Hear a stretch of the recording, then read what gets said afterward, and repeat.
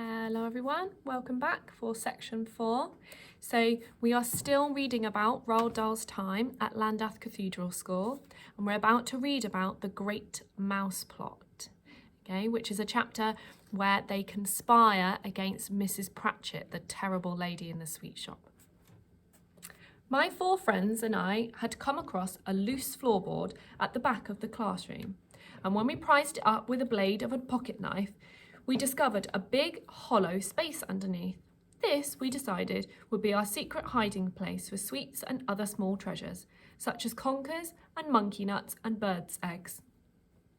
Every afternoon, when the last lesson was over, the 5 of us would wait until the classroom had emptied. Then we would lift up the floorboard and examine our secret hoard, perhaps adding to it or taking something away.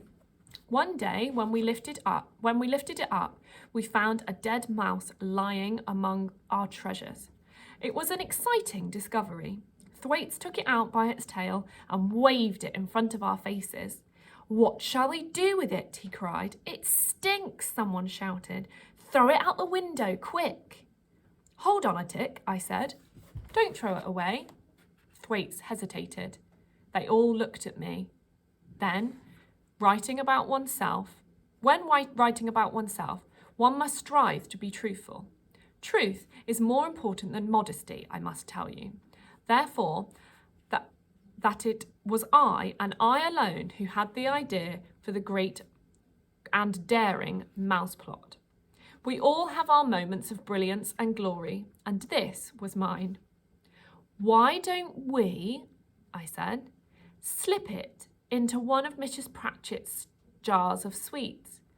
Then, when she puts her dirty hand in to grab a handful, she'll grab a stinky, dead mouse instead." The 4 stared at me in wonder. Then, as the sheer genius of the plot began to sink in, they all started grinning. They slapped me on the back, they cheered me, and danced around the classroom. "We'll do it today," they cried. "We'll do it on the way home. You had the idea," they said to me, "so you can be the one to put it in the mouse in the jar." Thwaites handed me the mouse. I put it in my trouser pocket. Then the 5 of us left the school, crossed the village green, and headed for the sweet shop. We were tremendously jazzed up. We felt like a gang of desperados setting out to rob a train or blow up the sheriff's office. "Make sure you put it into a jar which is used often," somebody said. "I'm putting it in the gobstoppers," I said.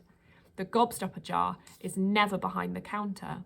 "I've got a penny," Thwaites said, "so I'll ask for 1 sherbet sucker and a bootlace. And while she turns away to get them, you slip the mouse in quickly with the gobstoppers." Thus, everything was arranged. We were strutting a little as we entered the shop. We were the victors now, and Mrs. Pratchett was the victim.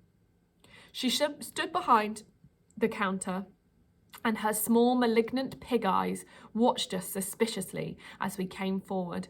"1 sherbet sucker, please," Thwaites said to her, holding out his penny. I kept to the rear of the group, and when I saw Mrs. Pratchett turn her head away for a couple of seconds to fish the sherbet sucker out of the box, I lifted the heavy glass lid of the gobstopper jar and dropped the mouse in. Then I replaced the lid and silently as possible. My heart was thumping like mad and my hands had gone all sweaty. "And 1 boots lace, please," I heard Thwaites saying. When I turned around, I saw Mrs. Pratchett holding out the bootlace in her filthy fingers. "I don't want all the lot of you trooping in here if it's only one of you buying," she screamed at us. "Now beat it. Go on, get out." As soon as we were outside, we broke into a run. "Did you do it?" they shouted at me. "Of course I did," they said. "Well done you," they cried. "What a super show." I felt like a hero. I was a hero. It was marvellous to be so popular. So, sounds like Roald Dahl was actually a little bit of troublesome in his young childhood days. Anybody else think that they would be brave enough to put a rat in somebody's sweet jar? I certainly don't think I did. So, join me next time for a chapter about Mr. Coombs.